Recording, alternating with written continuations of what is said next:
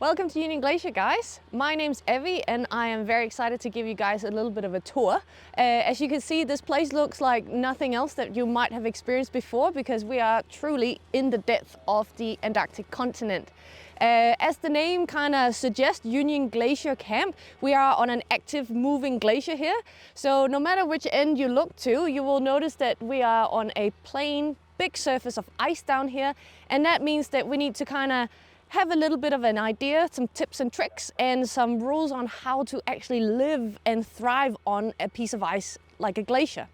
So the first thing to always remember is, wear your sunglasses, as I can already see you guys are doing. And then obviously the sunblock, like you've also been instructed down at the 757. One thing to kind of put into perspective, when you're looking around camp, you will see a lot of different flags. And these flags are here to help us, and they are here to kind of create the boundaries of the camp. So before the season starts and we kind of get the first guests, we have a team here who is monitoring and checking the entire surface of the ice, making sure that there's no holes underneath us. So a natural moving dynamic glacier that will have crevassing, which is holes, in parts of it. And so we have a team who has made sure that we have checked out the entire camp area and we know that home here in Union Glacier is safe. So everything under our feet are all solid and that's great. But as soon as we move outside the camp boundaries, we have to treat this as a potentially hazardous environment, and that's why we ask of you to please stay within the red flags that you will see all across the limits of the camp. So please make sure you're staying in here. We also have some other flags over here on the camp boundary to the skiway. So when you landed down at the Blue Ice runway, that's kind of like international terminal. And what we're seeing here is the domestic terminal. So the red flags that is across the line here marks where our ski operation is running for continental flights. It's kind of like a weird looking airport. It might not look like a big airport, but this is one of the biggest operations in Antarctica, and we need to make sure that we're staying on the right side of these things. I like to highlight a couple of buildings and give you guys an idea of how life is at Union Glacier Camp. So for the three boxes that we have here, we have three different blue boxes. The one that is furthest away, that's our communication box. This is where all the communications with the field camps, the remote camps, the aircrafts, and also just communication here in camp is happening. And next to them in the middle, we have the operations box. That's where our meteorologists are sitting, travel safety, our ski aircraft operations team, and also the head of the camp. So they are working in there, and we ask that please guests don't go in there unless you are on an organized tour with one of our guest services team. You'll also notice that we have a box that is close to us. It has a red sign on the door and it says medic. So medic is the term that we use for our doctors. So that is our medical facility, and you can of course always get help here in Union Glacier. We always have at least 2 doctors on call, and now with the incredible possibility of Starlink, you can actually QR code to make an appointment with the doctors. So we have the QR codes in the main camps, in the main tents, and you can scan with your own phone, but you could also come and find a staff member and we can book you an appointment so you can meet our doctors whenever it fits into their program. Of course, if there is an emergency, you're always welcome to reach out and we will make sure that we get a hold of our doctors, who is actually walking past right now. So these are our toilets. So we have a few different toilets. We have 1 men's urinal, we have 3 men's bathrooms, and then we have 1 multi-use bathroom and 3 female bathrooms. I'll show you guys the multi-use, so that covers everyone. Everything here in Antarctica is very important that we're looking after the environment, and for that reason all human waste, both pee and poo, will be flown off the continent. So in order to make that happen, the toilet facilities are a bit different than you might be used to from back home. So at first eyesight, you will notice that there is a few different things in here. So the idea is that for the men, they will be standing up for number 1 and sitting down for number 2. And for the ladies, we will be jumping back and forth from seat to seat to separate solid from liquid. That is in order to get that sent off the continent in an appropriate manner and making sure that all of that comes back to Punta Arenas and gets taken care of appropriately. You'll also notice that in here we also have hand sanitizer. It's really, really important that you are using the hand sanitizer. We are always encouraging people to, of course, use that continuously. Even if you're just walking into one of our communal tents, don't let a stomach bug ruin your once-in-a-lifetime trip. So make sure to use that hand sanitizer continuously. We don't have running water. We're in the biggest ice desert of the whole planet, and that means that you will have to use the hand sanitizer in order to make sure that you have clean and sanitized hands. If anyone is using a pee bottle at nighttime, which is perfectly fine, you can use them in your tents. And for the ladies, you might have been trialing a pee funnel or a shiwi back home. If you have your Nalgene bottle with urine, you can simply fill it into our IBC tanks here in the morning, and you simply just pour it into the hole, and we will make sure that gets sent off the continent as well. So at Union Glacier, there is absolutely no human waste that is deposited in the snow. Everything gets sent off the continent. So we're really happy that you guys are going to help us trying to achieve this and making sure that we're leaving Antarctica clean and nice. And if there's any questions, you can always reach out to a staff member. We have lots of tips and tricks and ideas, and maybe we have an answer to just the question you're sitting with in relation to all these things. All these yellow tents that you see here, that's our clam tents. And that's simply because they open up kind of like a clam when we're erecting them. But this is our hotel, basically. So it doesn't look like a normal hotel, but it is an Antarctic hotel. Each clam tent holds 2 beds, so you can share with a mate in there, and you can have some really nice sleeps. There's cot beds and pillows and linen and everything that you need for a good night's stay here in Union Glacier. And once the camp tour is over, we'll let you know which tent is going to be yours. Every tent is identified by the name of an explorer. So at first eyesight, you might be noticing that it says Amundsen. You might be recognizing Byrd. We have the Rosses, the Shackletons, the Arnesen, the Nordenhöl. So a lot of different explorers is represented here, and you're always welcome to read about them in a booklet in the library as well. That gives you a bit of an idea of who they are and which clam tent you're staying in. In the center over here, we have our expedition area. So that's where visiting guide companies and expeditioners are erecting their tents. So they will be sleeping over in that area. That will be populated according to the numbers of people in camp. So it can be a lot of tents. It can also be no tents. That all depends on the season. I'll give you a rundown of the showers next. So yeah, follow me. One thing I like to point out when we're at these shower blocks here is how we treat doors. So here in Antarctica, the weather can change really quickly, and it's very important that we get all the good habits kind of nailed down when the weather is good. So when the weather turns, the wind picks up and the visibility goes down, everything is kind of already ingrained in us how we operate. So for big doors like this, and also the smaller tent doors, we always make sure to hold on to them.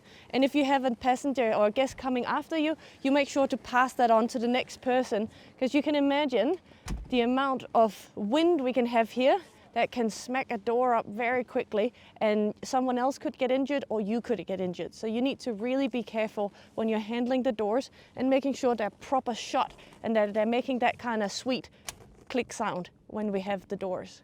The same thing goes for your clam tents. The doors are really important. We always zip up. The clam tent structure is best and it's made for withstanding very high winds when the door is proper shut. So we always zip up, making sure that no drifting snow is coming in. In here we have 2 stalls. So there's 2 bathrooms, like 2 showers. And the thing about showering down here, like we're in the world's largest desert, and liquid water is a luxury.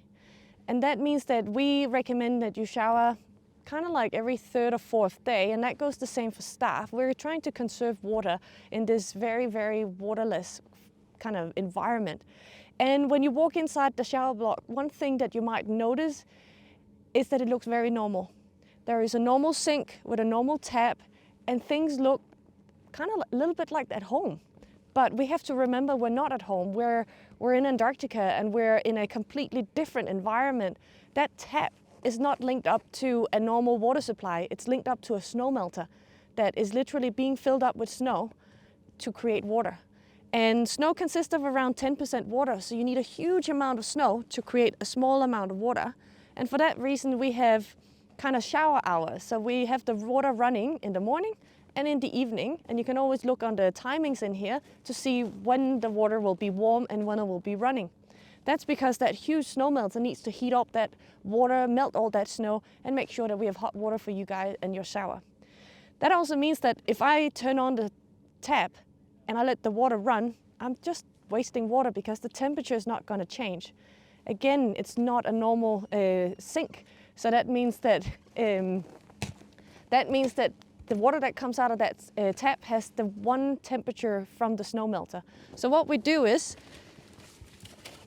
we take snow from the clean snow bucket outside and we put that into the hot water, and we make the water the temperature we like. So you can adjust your shower to the exact temperature you like to have. It takes a little bit of kind of trial and error, but you kind of quickly figure out the temperature you like to have it with. There is a hose that you put into the bucket. It's around 20 liters, so it gives you around 3 minutes of water.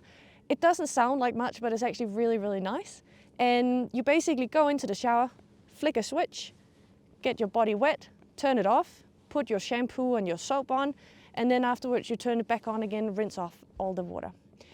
For questions about toothbrushing or having to kind of rinse your mouth or anything like that, you can always borrow a cup in the kitchen, bring it in here, and we have a clean water container that is always available in here where you can fill up your little cup, and then you can always like brush your teeth, spit into the sink, and rinse and clean after yourself. We do ask that you kind of make it nice for the next person in here. There's a communal area, so there is a little bit of paper, there's a bin as well, so you can always give it a quick little kind of wipe when you're done with your facilities, and you can bring your towels back to your tents, and you can simply hang them up on the cords that are hanging inside, and then your towel is ready for next time, and you're making sure you're not losing it. So it's a win-win for you.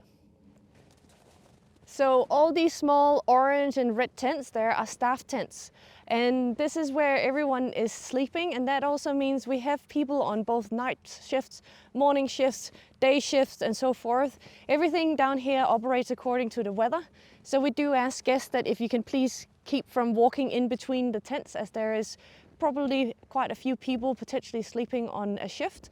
If you have an emergency at night time and you wake up and you're feeling very poorly, you can always come to the first 2 tents in the grid, and it says medic outside them as well, and you can wake up a doctor.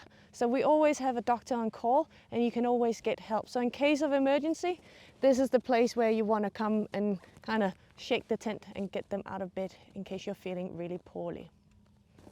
So every tent here in Union Glacier, every of these kind of bigger communal tents, they have a name. So you can always identify them by looking at the sign outside the front doors.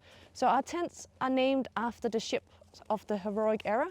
So the main dining tent is the Fram from Amundsen's South Pole trip. The Terra Nova is the staff dining tent that's from Scott's trip to the South Pole.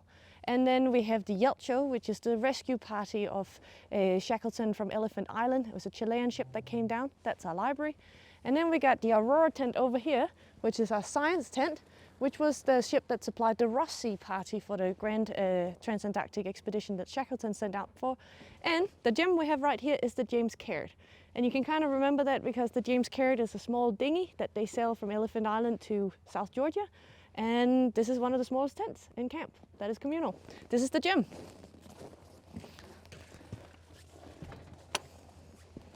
So in here we have a variety of equipment, and you're welcome to come and use it. Please clean it after you've used it, but you can use a different variety of yoga mats and weights and stretching and so forth. And it also is our check-in tent for check-in days. So this is the library tent. This is my favorite tent of all, and I think this is one of the nicest places that we have in camp. So the main tents that we have here, they always start with a vestibule. Get your sunglasses off, you can put your gloves away, and you can take off a layer or two depending on how you're feeling. We also recycle, so there will be different variety of bins around here, so always keep an eye on the signage that we have and make sure that you put the waste in the correct places. But the library is kind of like this nice calm tent where we have lectures, we do talks, we do briefings, we do films. We have, you know, if you just want to come in and have a quiet time, this is the place for you to hang out. Here you can also stamp your passports. We have a well pin map that shows where all our guests comes from, so you can find your hometown and put a pin in. If you have come back from, let's say, the Penguin Camp or from Vincent, you got a stack of photos you want to edit, this could be a good place. Some people have already been sitting here with their computers, some have been looking in the books. And I would say I'm pretty proud to announce that we have probably one of the best polar libraries on the continent. It is well assorted, it has a huge amount of incredible books, and we also have a variety of different languages. So the majority of the books currently are in English, but we do have sections in Japanese, Mandarin, French, German, Spanish, different languages of Scandinavia, so there's some in Danish, Swedish and Norwegian, and Icelandic as well. And we have also Portuguese and some Russian and Kazakhstani books. So there is something for most people, and there is a huge variety of different books that you can dive into. In the evenings and during the days we have talks and we have lectures. So depending on who is in camp, you could learn something about the history of the continent. You could learn something about the environment or the science that is being done here. We also have guest lecturers, so people may be coming from the science programs that are working with us. They might be giving a talk, or a guest wants to talk about an expedition they've been on. So this is really like one of the hearts of camp. There's a lot of comfy chairs, it's warm and nice in here. You can charge your devices, and it's kind of a good place to also do a puzzle if you want to dive into that, or if you're on a delay, for example, you can always come in here and find something to do. I'll take you guys over to the next tent, which is our shop, probably one of the best places in camp. Welcome into the Union Glacier shop. Come on in. This is our shop. As you can see, we sell a huge variety of items. There is clothing, buffs, beanies, caps, cups, mugs, posters, magnets, ornaments, anything you could think of. Everything here is made specifically for us, and you can only buy it here in Union Glacier Camp, so it's really about making the most of it. We accept credit card, debit card, Visa, MasterCard, Amex, and we use American dollars as well for cash payments. So there should be something for most people, and hopefully you can bring a souvenir back home. All of our programs are represented as well, so you can get your t-shirt or your cap or your plushy penguin that you would like to bring back home for your family and your friends.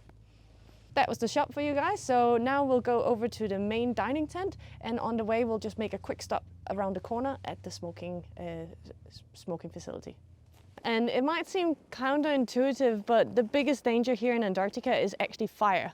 The air is extremely dry down here, and that means that we take it very, very seriously where you can be smoking and vaping. So right next to this kind of space looking device, that is where you have to put your ash in, and this is the only place in camp where you can smoke. So please use our facilities and make sure not to put any ash in the snow. Then the next stop is the Fram. This is our main tent. This is literally the heart of camp. Like, this is where everything goes on. Again, there's a big vestibule. You can take your gloves off, your jacket, you can take your sunglasses off, and you can get a layer down so you can be inside. And once you come in here, you might notice that first of all, we have our camp quiet hours put up. We also have a bit of information about phone calls. So as of 2023, we got Starlink for the first time, which is mind-blowing, incredible, and amazing. But it also comes with a few kind of please note information, and that is, amongst other things, that yes, you can access Wi-Fi down here, but we ask that you please don't take your phone calls inside the dining area. So it's just about kind of maintaining that kind of cool Antarctic atmosphere, and yeah, keeping it nice. Keep the contact with friends and families, but keep your phone calls on the outside of the dining tent, please. As you can see, there's a lot of people in here. We have people who are waiting to get into the field, people who are waiting to go on excursions, and people who are waiting to go on to different areas of the continent. In here, you will also find people using the games. There is a fiction library, and you'll also find your information about where your tent is. On flight days, we always have it on the TV, but otherwise we have a little printout that you can refer to. We have, oh, no worries, it's all good, man.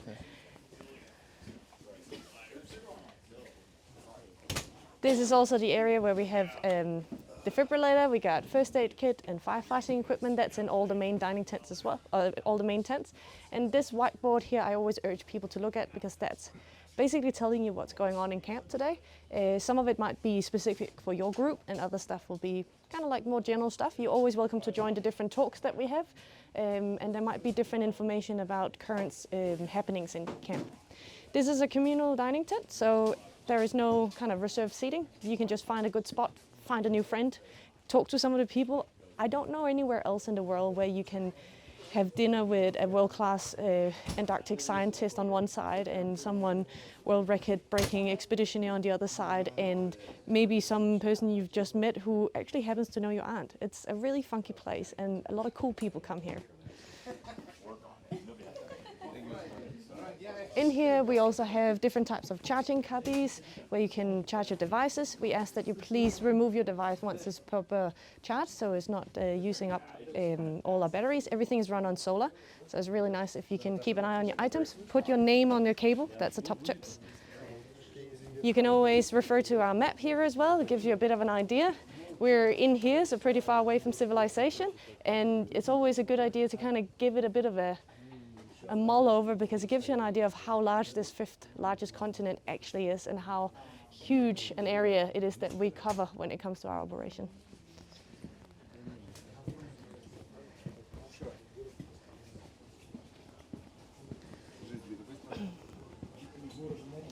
This is where the true magic of camp is happening, and this is our buffet area. The chefs that we have here are simply world class, and you will never ever be hungry down here, I dare to say that. You are literally fed some of the best food on this planet. In here it's very important, every time you want to access the buffet area, you must sanitize. So this is literally your entrance ticket. So every time you come through, you make sure that you're using that hand sanitizer appropriately, even if you're just getting a cup of coffee or a tea. And that gives you access to hot water, cold water. We have teas, coffees, hot chocolates. There is a huge variety of different types of teas, and you can simply make 24 hours a day whatever you like to get. We also have a variety of some dry snacks. We got noodles, we got chips, we got soft drinks, and in the evenings there will also be some wine and some beer. And once you kind of indulged in all the niceness, we also have a recycling system here, so everything gets split up. The cans, we get crushed and they get sent out in metal waste. We split into paper and plastic recycling, and then we have general waste as well. Any kind of water waste that we have is very important that we filter. So if you, for example, have had your pot of coffee, please make sure that you're rinsing out your items so we can get the ground coffee left and put that into the normal waste bin. If there's any questions about how to operate around the buffet area, you're always welcome to ask a staff member. And it is also very important that when the buffet is running, there's going to be food in these bain-maries, and everything's going to be written very clearly whether it has any kind of allergies or what kind of ingredients are inside of them. And we please ask that you take it very seriously when it comes to the allergies. We have information in multiple languages written about our way that we have to look after each other. So again, it's a communal area and we take it very seriously that someone could have a reaction. And for that reason, please don't swap the spoons around in the buffet area, and make sure that you look after your new friends and your fellow travelers so we can all have a great trip. So the last thing as well to always remember is when you've had your coffee and you had your meal, you can take your own plates. You can also take your friends' plates if you're in a good mood, and you simply bring it over here where we separate it into different bins, and then the kitchen will help you and make sure that everything gets done and the dishes will be taken care of for you. So the only thing we ask for you is if you could please scrape your plate, put them up here, and we'll make sure to kind of get the last bit done for you. For the next place, we'll go to the field guide store, so I'll meet you guys outside and then we can go down to the other end of camp where we're gonna meet the team that is working down there. So here on the door, you'll also notice that we have the QR code for the doctors. So you're always welcome to scan that and book yourself an appointment if you need to see a medical professional. So this is our field guide store, and the name suggests this is a place where they basically know what you need to take care of when you're going into the field. You can already see that right now they're testing some tents, making sure they're all in order, cleaning them, getting them ready for potentially the next project out in the field. But in here you will literally find all the equipment to your heart content that you can use to explore and travel around Antarctica with. So we normally call this field guide store number 1. In here we have a huge amount of equipment. We got skidoo helmets for our team when they're going into the field. We got ice axes, we have hiking poles and ski poles. We got even portaloos, which we use for going to excursions, because again, we don't want to leave any waste out there. We have a huge amount of shovels, decanting stations for gas. We have expedition skis. We have cross-country ski boots, mountaineering boots with crampons. We got a variety of duffels and pack sacks. We have climbing equipment. We got helmets, we got backpacks, we got downhill ski plus skins, and then we got some more different variety of cross-country skiing as well. In here, Lucy and Mark works. This is literally a heaven bonanza for equipment. You can see the variety of ropes. We got spare tents, hand warmers, extra boots. We got tools, everything to basically fix whatever is breaking or needs repair or needs some TLC and attention. We also have a huge amount of carabiners, climbing equipment, descenders, ice screws, and one thing that most of our guests will actually get in touch with is these micro spikes. So we use them every single time we go on excursion, and they're quite simple. It looks a bit odd, but it's like a rubber band with these metal teeth underneath the shoe, and you can literally just wrap it around your boot, and that makes sure that you are not going to be slipping around the blue ice when we're out exploring. So it's an easy piece of equipment, and the team is always ready to help you put them on your shoes, but they kind of fit any kind of shoe that you have, and they come in different sizes. So whether you're a small, medium, large, extra XL, we have what you need to stay solid on ice.